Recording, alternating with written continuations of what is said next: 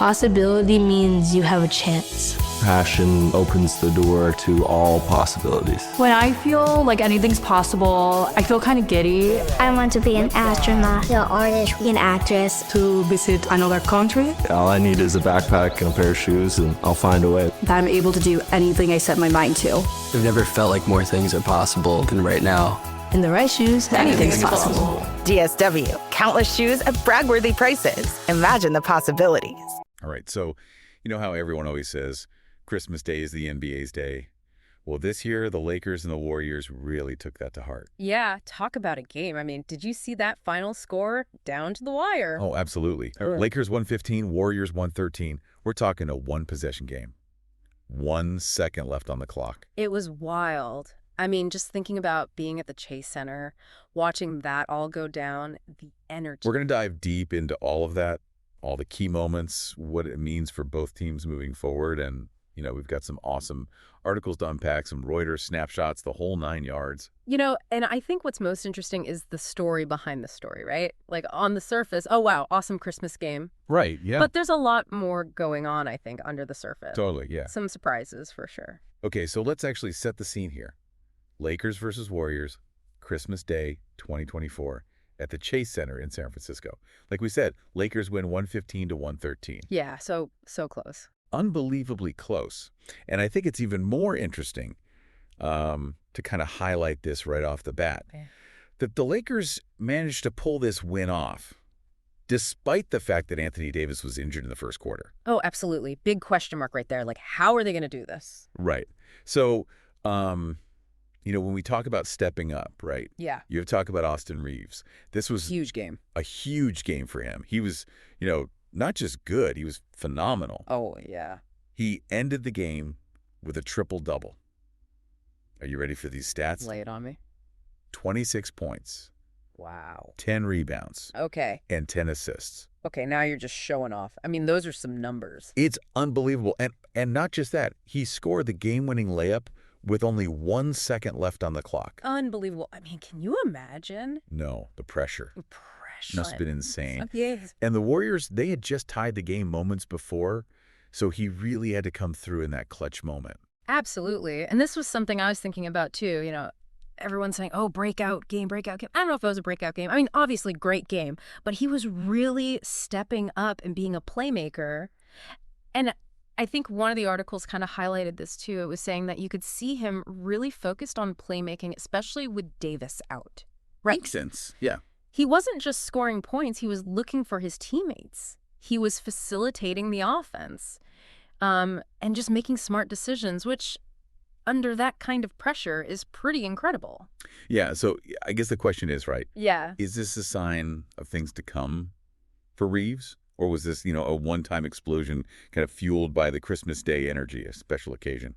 You know, I think it's hard to say for sure, right? It's just one game, but it definitely puts him on the map. Like, people will be watching him now. Yeah. And I think it shows he can handle the big moments. He can thrive in that high-pressure environment. I mean, not everybody can. Nope, absolutely.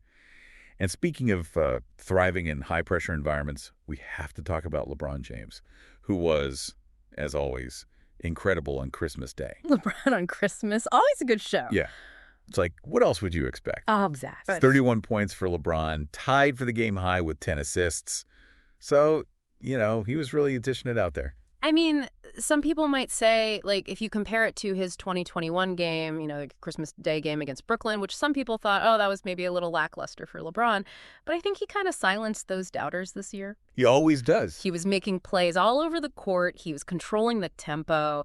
And, you know, I think what I liked seeing the most was how he was mentoring the younger players, like Reeves. Right, right. And one of the articles actually mentioned that that they observed LeBron talking to Reeves quite a bit throughout the game, especially after Davis went out with the injury. So it was like, you know, it was a coaching role on top of his usual star player role. Absolutely. And I think that's, you know, part of why we love LeBron.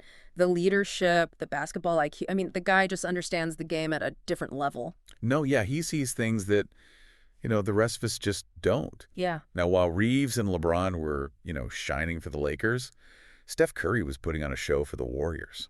I mean, come on. Are you kidding? Steph Curry on Christmas? Like, that's a recipe for something magical. Yeah, he ended the game with a game-high 38 points, which is pretty amazing, Yeah. including a record-tying 8 three-pointers. So for a Christmas game, that's pretty special. Unbelievable. And don't forget that 31-foot three-pointer. I mean, 7.6 seconds left on the clock. Oh, yeah. For a second there, I was like, are the Warriors going to steal this? I know, right? The whole Chase Center just erupted. Yeah.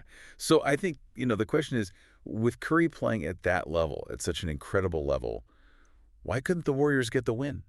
Like, what does that tell us about, the dynamics of the team? What else is going on? It's the million-dollar question, right? I mean, obviously, Steph's individual brilliance is undeniable. Yeah. But basketball's a team sport. Right. And I think one of the articles was saying that, they're still trying to figure out how to adapt to the new roster, right? They had some off-season changes, some new players, and maybe they just haven't clicked yet as a unit. Right. So all these individual pieces, maybe they haven't quite formed Voltron yet. Right. Exactly. Speaking of things that haven't quite come together, we should go back to Anthony Davis's injury. It happened pretty early in the first quarter, and he had to leave the game. Yeah. I mean, picture this. You're there in the Chase Center. The energy is electric, and then boom, Davis goes down. Uh-oh. Twisted ankle.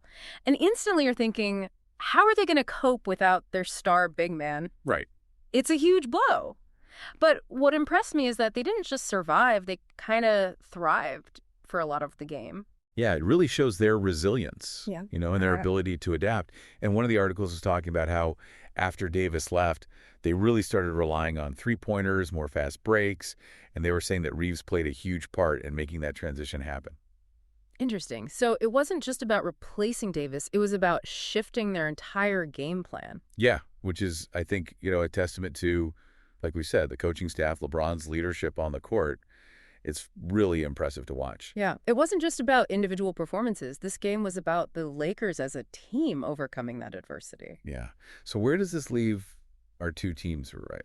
Well, the Lakers, they're on a 4-game winning streak now. That's some momentum. It is. The Warriors, on the other hand, they've lost 5 of their last 6 games. Oof. Not looking so good. No. Lakers are steadily improving their season record, whereas the Warriors, they're kind of sitting at a shaky 15-14. Yeah. It's a tale of two teams going in opposite directions. Yeah, it is. The Lakers, like we said, finding their rhythm, building that momentum, they're showing just how deep their roster really is. The Warriors, on the other hand, I think they're still searching for some answers. Lot to figure out. Yeah, I mean, so much to think about after this game. The Lakers, with that last-second win, Reeves kind of announcing his arrival on the scene, LeBron, continuing his Christmas Day reign. Yeah. Curry putting on a show despite the loss. Absolutely. And, of course, the big question mark, what happens with Anthony Davis? How long is he going to be out? That's a big one. Yeah. Yeah. I mean, I think this game just makes us wonder, is the individual brilliance of someone like a Steph Curry, is that enough in today's NBA? Yeah. Or are we seeing that you really need those strong team dynamics to really pull through? It's a great question. It really is. We'll have to see how it all plays out. Absolutely. Yeah. Well, on that note, we'll leave you with that thought. Thanks for listening. Happy New Year, everybody. Today is your lucky day. Today is the day that our $3 website works for you, paying you directly to your PayPal daily. Imagine $3 ongoing continuous payments to your PayPal account.